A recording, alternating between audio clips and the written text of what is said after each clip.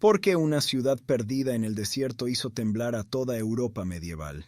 La caída de Edesa, en 1144, no solo marcó el principio del fin para los reinos cruzados en Tierra Santa, sino que encendió la chispa de una nueva cruzada, con ejércitos enteros marchando al este para intentar salvar lo que quedaba del sueño cristiano en Oriente. Pero, ¿qué hacía tan especial a esta ciudad, aparentemente insignificante? Edesa no era cualquier lugar. Fue el primer bastión cristiano conquistado durante la Primera Cruzada, un símbolo de triunfo en una tierra hostil. Era más que un puesto avanzado. Para los cristianos medievales representaba la fe convertida en fortaleza, la prueba de que las cruzadas no eran solo guerras, sino misiones divinas. Perderla no significaba solo un revés militar, sino una grieta profunda en la idea de que Dios estaba de su lado. Cuando cayó, no fue simplemente una derrota más, fue una conmoción. Las noticias cruzaron fronteras y océanos, llevadas por clérigos y mercaderes, hasta llegar a las cortes de Europa. Reyes, nobles y campesinos se preguntaban lo mismo. ¿Cómo pudo suceder esto? Y más importante, ¿qué debía hacerse para recuperar el control? Fue este impacto el que llevó a Europa a organizar la Segunda Cruzada, la primera en la que los reyes mismos lideraron los ejércitos. ¿Cómo una ciudad tan estratégica llegó a ser el epicentro de un conflicto tan complejo? Para entenderlo, debemos viajar al frágil equilibrio político y cultural del Oriente Medio tras la Primera Cruzada. El Oriente Medio de principios del siglo XII era un tablero de ajedrez, donde cada movimiento podía desencadenar una guerra o una alianza inesperada. Tras la Primera Cruzada, los vencedores cristianos establecieron varios reinos en la región, y entre ellos surgió el condado de Edesa, una fortaleza remota que parecía estar siempre al borde de un abismo. Pero Edesa no era cualquier territorio. Su ubicación estratégica, al norte de los demás reinos cruzados, la convertía en la primera línea de defensa contra las potencias islámicas del este. Era un escudo frágil, pero vital. Sin embargo, este condado no era solo un punto militar en el mapa. Edesa era un lugar donde chocaban culturas y religiones. En sus mercados y calles convivían cristianos orientales, armenios, musulmanes y cruzados occidentales, cada uno con intereses y desconfianzas propias. Para los cruzados, gobernar este mosaico era un desafío constante. Aunque proclamaban ser defensores de la fe, muchas veces sus gobernantes actuaban como pragmáticos señores feudales, buscando alianzas con líderes musulmanes locales para sobrevivir. Por si esto no fuera suficiente, las relaciones entre los cruzados y el Imperio bizantino, su supuesto aliado natural, estaban lejos de ser ideales. Los bizantinos, herederos de la Roma oriental, veían a los cruzados como invasores rudos y poco fiables. Por su parte, los cruzados sospechaban que Bizancio priorizaba sus propios intereses y no se comprometía realmente con la defensa de Tierra Santa. Esta falta de cooperación debilitó a los estados cruzados y los dejó vulnerables ante líderes como Zengi, que estaban listos para aprovechar cualquier oportunidad. En este escenario caótico, ¿cómo surgió un hombre capaz de unir a las potencias islámicas y atacar con éxito al aparentemente inexpugnable condado de Edesa? En la turbulenta arena política del Oriente Medio, pocas figuras fueron tan temidas y admiradas como Zengi, el Atabeg de Mosul y Alepo. Para unos, era un líder implacable, para otros, un genio militar y político que personificaba la resistencia islámica frente a los invasores cruzados. Pero, más allá de las etiquetas, Zengi fue un estratega que supo aprovechar las divisiones internas de sus enemigos y el hartazgo de los musulmanes locales con los reinos cruzados. Zengi tenía una visión que iba más allá de su tiempo: unificar a las potencias islámicas, muchas de ellas divididas en pequeños emiratos en constante conflicto, y dirigirlas hacia un objetivo común. Para lograrlo utilizó una mezcla de diplomacia hábil y fuerza bruta, forjando alianzas donde convenía y eliminando a quienes se interponían en su camino. Su ambición era clara: consolidar un poder suficientemente fuerte para desafiar a los cruzados y recuperar el control de las tierras perdidas. Edesa, con su ubicación estratégica y su simbolismo para los cristianos, era el premio perfecto para demostrar su poder. Zengi no se lanzó a la conquista de manera impulsiva. Primero rodeó el condado, asegurando ciudades y fortalezas cercanas para cortar sus líneas de comunicación y suministros. Sabía que el enemigo estaba debilitado, no solo por su aislamiento geográfico, sino también por las disputas internas entre los propios cruzados. En los relatos musulmanes, Zengi es retratado como un héroe que levantó la moral de su pueblo y marcó el inicio de una contraofensiva islámica en la región.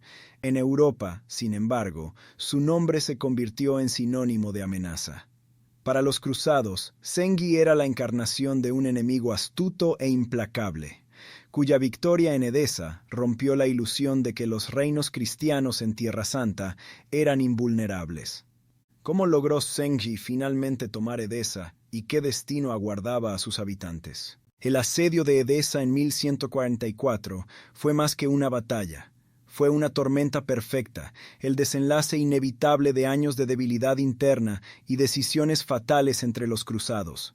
La ciudad, que había sido una joya en el mosaico de Tierra Santa, estaba al borde del colapso mucho antes de que Zengi llamara a sus ejércitos. Sus gobernantes cruzados, divididos por disputas políticas y ambiciones personales, habían dejado a Edesa expuesta. En el momento crucial, el conde Joselino II, su líder, estaba ausente, distraído por conflictos en territorios vecinos. Una ciudad sin su comandante era un blanco fácil. Las defensas de Edesa, aunque impresionantes en su día, no estaban preparadas para el embate que se avecinaba. Sus murallas eran sólidas, pero los recursos y la moral dentro de la ciudad eran escasos. Zengi, siempre el estratega, no solo atacó con fuerza bruta, antes de siquiera levantar el sitio, se aseguró de cortar cualquier refuerzo o suministro que pudiera llegar a la ciudad. Su ejército era disciplinado, organizado y liderado por un comandante que sabía exactamente cómo explotar las debilidades de su enemigo. Cuando comenzó el asedio, las tácticas de Zengi fueron calculadas y despiadadas. Sus tropas cavaron túneles bajo las murallas, debilitándolas desde dentro, mientras que constantes ataques con torres de asedio y catapultas desgastaron a los defensores. Los habitantes de Edesa, desesperados y superados en número, vieron cómo su resistencia se desmoronaba día a día. Para diciembre de 1144, las murallas cedieron y la ciudad cayó en manos de Zengi. El destino de los habitantes cristianos fue trágico. La mayoría de los soldados y nobles cruzados fueron ejecutados, mientras que la población civil fue sometida a saqueos y esclavitud. Para los cruzados, esto no era solo una derrota militar, era una humillación que resonaría en toda Europa. Para Zengi, en cambio, fue un triunfo que consolidó su reputación y envió un mensaje claro. Los reinos cruzados no eran invencibles. Pero esta victoria, lejos de poner fin al conflicto, marcó el inicio de una nueva era de luchas. ¿Cómo reaccionó el mundo cristiano ante esta catástrofe y qué papel jugó la Iglesia en convertir la pérdida de Edesa en un grito de guerra? La caída de Edesa sacudió profundamente a Europa occidental.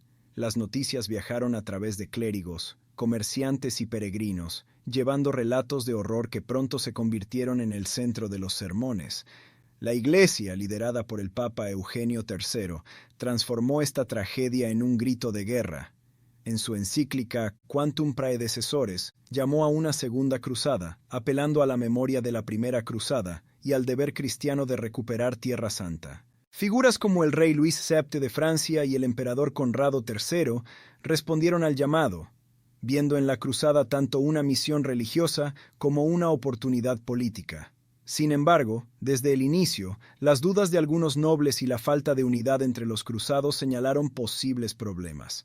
A pesar de ello, miles de europeos se alistaron, convencidos de que rescatar Edesa era una tarea divina. ¿Por qué entonces este esfuerzo masivo fracasó tan estrepitosamente? La respuesta está en las divisiones internas y el legado de estrategias que Zengi dejó tras su victoria. La Segunda Cruzada nació de un ideal grandioso: rescatar Tierra Santa y recuperar Edesa, un símbolo del cristianismo en Oriente. Sin embargo, este sueño chocó con una realidad llena de tensiones y divisiones. Desde el principio, los líderes europeos no lograron unificar sus objetivos. Luis VII de Francia y Conrado III del Sacro Imperio Romano Germánico, los dos principales monarcas involucrados, tenían prioridades distintas y no siempre compartían estrategias, lo que dificultó la coordinación en el campo de batalla. Además, los cruzados enfrentaron desafíos que no habían previsto. Edesa ya no era recuperable. Zengi había consolidado su poder en la región, y su legado militar, basado en una mezcla de tácticas defensivas y ofensivas, hizo que las fortalezas musulmanas fueran más difíciles de conquistar. Los estados cruzados, por su parte, no ofrecieron un apoyo significativo a los nuevos ejércitos, centrados en sobrevivir a sus propias tensiones internas. La falta de planificación estratégica y las rivalidades entre los líderes europeos resultaron desastrosas. En lugar de centrar sus esfuerzos en Edesa, las tropas cruzadas se desviaron hacia otros objetivos, como el fallido asedio a Damasco en 1148, que terminó por fracturar la confianza entre los cruzados y sus aliados locales. Este fracaso no solo significó la pérdida de vidas y recursos, sino también un golpe a la moral cristiana, marcando un punto de inflexión en el declive de las cruzadas. ¿Cómo fue posible que un movimiento tan masivo terminara en desilusión? La caída de Edesa está rodeada de detalles fascinantes que muestran cómo un solo evento pudo cambiar el curso de la historia. Para empezar, a pesar del revuelo que causó su pérdida, los cruzados nunca intentaron reconquistar Edesa directamente. Esto se debió en parte a su posición geográfica, aislada y rodeada de fortalezas musulmanas que la hacían prácticamente inalcanzable. Además, el enfoque estratégico de las cruzadas cambió tras su caída, dirigiéndose hacia otros objetivos más viables, como Damasco, aunque estos esfuerzos también fracasaron. Otro dato sorprendente es el destino de Zengi, el arquitecto de la caída de Edesa. Aunque se consolidó como uno de los líderes más temidos y respetados de su tiempo, no tuvo la oportunidad de capitalizar plenamente su victoria. Apenas 2 años después de tomar la ciudad, Zengi fue asesinado mientras dormía por uno de sus propios hombres, un esclavo que, según los relatos, actuó por motivos personales. Este trágico final no detuvo su legado. Su victoria en Edesa inspiró a líderes como su hijo Nur al-Din y más tarde a Saladino, quienes continuarían la resistencia contra los cruzados. La caída de Edesa marcó un antes y un después en la historia de las cruzadas. Para los musulmanes fue un momento de unión y esperanza, un indicio de que los invasores no eran invencibles. Para los cruzados, en cambio, fue el inicio de un lento declive en su control sobre Tierra Santa, mostrando que sus fortalezas podían ser tomadas y que las divisiones internas eran su mayor enemigo. ¿Cuáles fueron las lecciones que dejó este evento y por qué sigue siendo un punto clave en la historia de las cruzadas? La historia de Edesa es un recordatorio poderoso de cómo una sola ciudad puede cambiar el curso de una era. Su caída en 1144 no solo expuso las vulnerabilidades de los reinos cruzados, sino que también demostró cómo la unidad y la estrategia podían convertir una aparente desventaja en una victoria monumental.